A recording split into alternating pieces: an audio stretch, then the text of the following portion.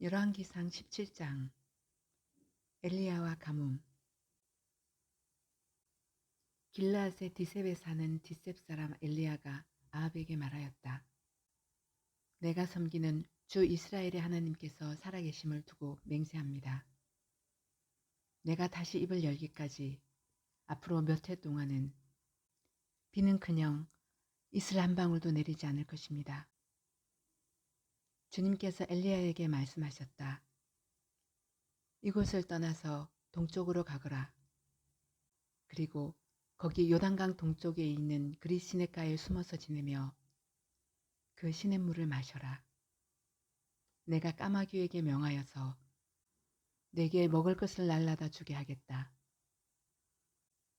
엘리야는 주님의 말씀대로 가서 그대로 하였다.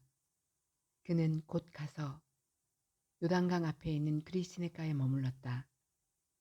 까마귀들이 아침에도 빵과 고기를 그에게 가져다 주었고 저녁에도 빵과 고기를 그에게 가져다 주었다. 그리고 물은 그곳 시냇물을 마셨다. 그런데 그 땅에 비가 내리지 않으므로 얼마 있지 않아서 시냇물까지 말라버렸다. 엘리야와 사르밧 과부. 주님께서 엘리야에게 말씀하셨다. 이제 너는 시돈에 있는 사르밧으로 가서 거기에서 지내도록 하여라.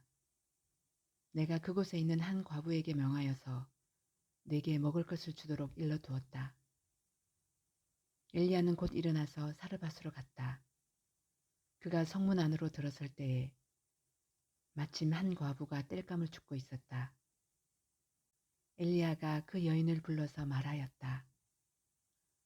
마실 물을 한 그릇만 좀 떠다 주십시오. 그 여인이 물을 가지러 가려고 하니 엘리야가 다시 여인을 불러서 말하였다. 먹을 것도 조금 가져다 주시면 좋겠습니다. 그 여인이 말하였다.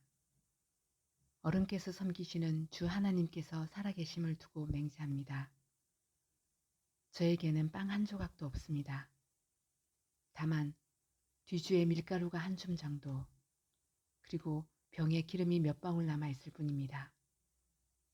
보시다시피 저는 지금 땔감을 줍고 있습니다. 이것을 가지고 가서 저와 제 아들이 죽기 전에 마지막으로 남아있는 것을 모두 먹으려고 합니다. 엘리야가 그 여인에게 말하였다. 두려워하지 말고 가서 방금 말한 대로 하십시오. 그러나 음식을 만들어서 우선 나에게 먼저 가지고 오십시오. 그 뒤에 그대와 아들이 먹을 음식을 만들도록 하십시오. 주님께서 이 땅에 다시 비를 내려주실 때까지 그 뒤주의 밀가루가 떨어지지 않을 것이며 병의 기름이 마르지 않을 것이라고 주 이스라엘의 하나님께서 말씀하셨습니다. 그 여인은 가서 엘리야의 말대로 하였다. 과연 그 여인과 엘리야와 그 여인의 식구가 여러 날 동안 먹었지만 뒤주의 밀가루가 떨어지지 않고 병의 기름도 마르지 않았다. 주님께서 엘리야를 지켜서 하신 주님의 말씀대로 되었다. 이런 일이 있은 뒤에 이 집 여주인의 아들이 병이 들었다. 그의 병은 매우 위중하여서 끝내는 숨을 거두고 말았다. 그러자 그 여인은 엘리야에게 이렇게 말하였다. 하나님의 사람이신 어른께서 저와 무슨 상관이 있다고 이렇게 저에게 오셔서 저의 죄를 기억나게 하시고 제 아들을 죽게 하십니까? 엘리야가 그 여인에게 아들을 달라고 하면서 그 여인의 품에서 그 아이를 받아 안고 자기가 머물고 있는 다락으로 올라갔다. 그리고 그를 자기의 침대 위에 뉘어놓고 주님께 부르짖었다. 주 나의 하나님, 어찌하여 내가 머물고 있는 이 집의 과부에게 이런 재앙을 내리시어 그 아들을 죽게 하십니까? 그는 그 아이의 몸 위에 3번이나 엎드려서 몸과 몸을 맞춘 다음 주님께 또 부르짖었다. 주 나의 하나님, 제발 이 아이의 호흡이 되돌아오게 하여 주십시오. 주님께서 엘리야가 부르짖는 소리를 들으시고 그 아이의 호흡을 되돌아오게 하여 주셔서 그 아이가 살아났다.